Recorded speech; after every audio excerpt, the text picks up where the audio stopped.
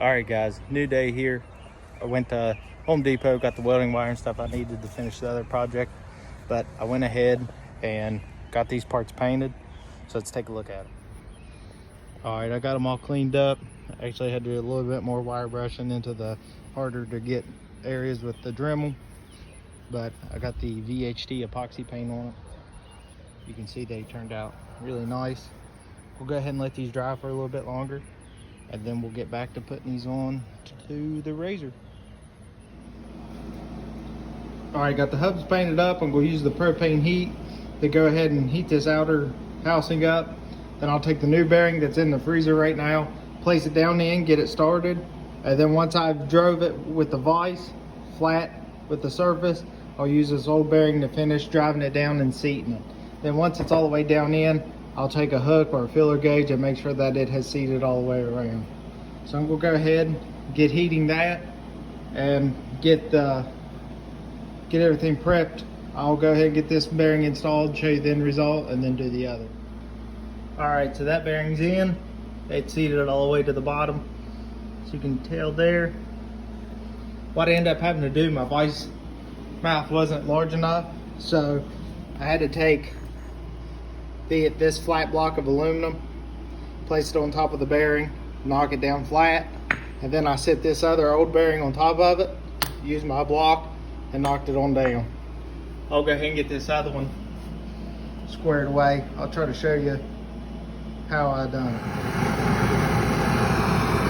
I'm heating out this outer housing here. It is aluminum, like I stated before, so it'll heat up pretty fast. I'm heating that. You can see how cold the bearing is. So it won't take hardly any pressure to get this thing started and seated down in here.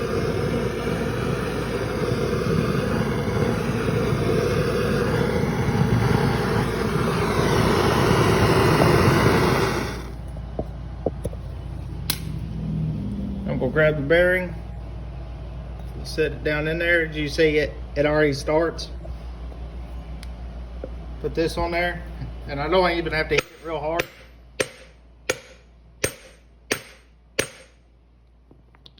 And you see it's already starting down in.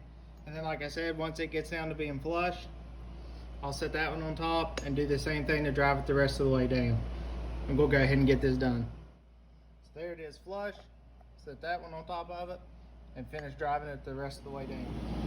So that one's in. You can see it's below the snap ring groove. And then down inside, I don't know if you can tell, but sitting flat against that bottom. No issues at all. And we'll go ahead and now get these snap rings back into both of them. And then we'll jump back to the suspension here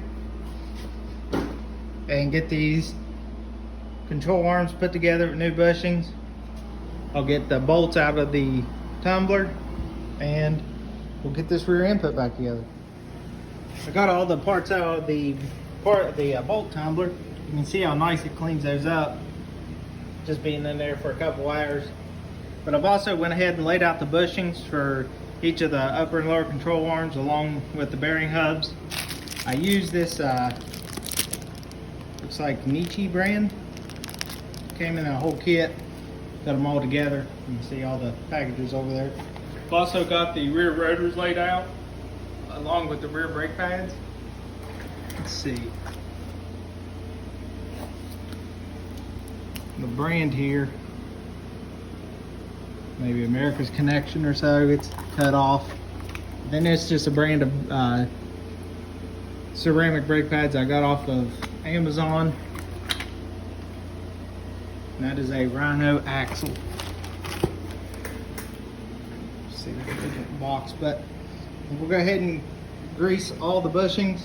Had to reload the grease gun, grease all the bushings, get them all in, get the metal sleeves in, and then on the long bolts on the shaft that goes in here and rides inside this piece, so the bolt goes inside this metal shaft. Always lube up these shafts with some anti-seize, just to help when the water and stuff gets in there, to give it a little bit of a barrier so it doesn't seize up like the ones on the front did, and I had to cut them out. So we'll go ahead and get started and get these together, And then what I'll do is bolt these rotors onto the hubs, and then I'll show you the progress from there. Rotors are on. I put red Loctite on the bolts like it came from factory and torqued them down to 30 foot-pounds of torque, which is what was in the spec. Now, since the bolts are out of the tumbler, the bushings are in.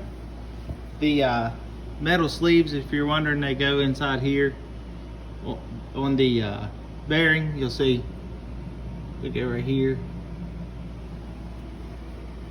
I'm gonna go ahead and just put this new axle in. It just pops right in, and then I'll put the passenger side together first and then the driver side. So I'm gonna go ahead and get all that done. I've got all the torque specs. I looked them up there the other night. See, 70 foot-pounds for the shock bolts, 42 foot-pounds for the bearing housings to the trailing arms. Caliper bolts are 42, castle nut 110, trailing arms 70, 120 for the wheels, and then of course the rotors are 30 foot-pounds. So I'm going to go ahead and get all this bolted back on, and I will show you the finished product from there. Once I get that, probably will go ahead and bleed these calipers, bleed the lines, clean the system out so I can get brakes, then roll it out and pressure wash it. All right, so I got both sides on. They're torqued down to the proper spec. Actually, I have one bolt break, so I had to go out to my bolt bin and get another one. It was right there on the bottom of the shock. So those are on. Now I'm going to put these hubs on. I'm going to grease this part right here on the outside, grease the axle shaft on the splines, and I'm just going to put my tacky grease on it to make sure there is coverage. I'm going to do this to both sides. And then I'm going to go ahead, bolt the calipers back on with their new pads in them. Like I said before, they just slip in. So I'll go ahead and do all that, and I'll show you what that looks like. All right, so the rear end is together. Last thing I gotta do is just torque his bolt to 110 foot-pounds. But the brake caliper's on with the new brake pads. I should note that you should clean the rotor with some kind of degreaser, brake cleaner, anything you got to remove the oil off of it, because it can glaze over your pads if you don't. There's that side. And there is this side. So the next step I'm going to do is I'm going to hook my brake vacuum bleeder up to this, and I'm going to run one full master cylinder through each side, because let's see if I can get this back off here. When I pulled this cap originally, there was a lot of dirt down inside this master cylinder. Neither know it's got a heck of a good seal on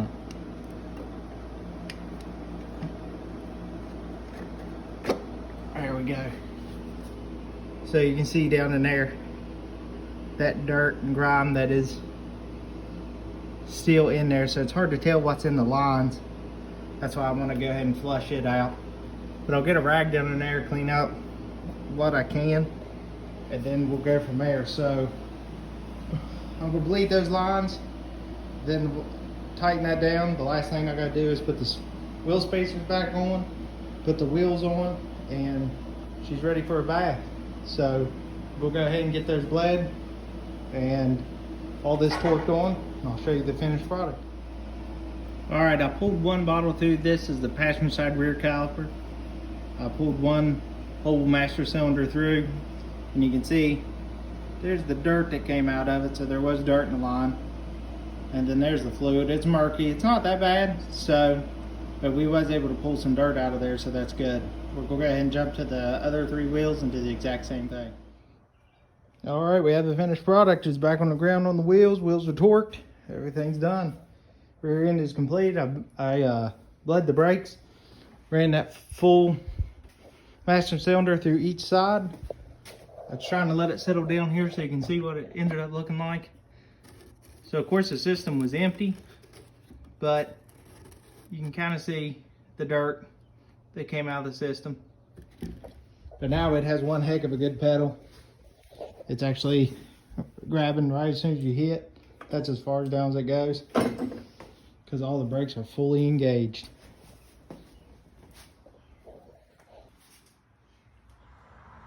And that is it for this build. I'm gonna roll it outside here, pressure wash it, and get it ready to change out the spark plugs and all the fluids.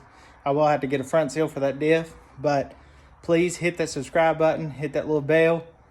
Follow me on Instagram at MustangJackson67. And till next time, let's keep building.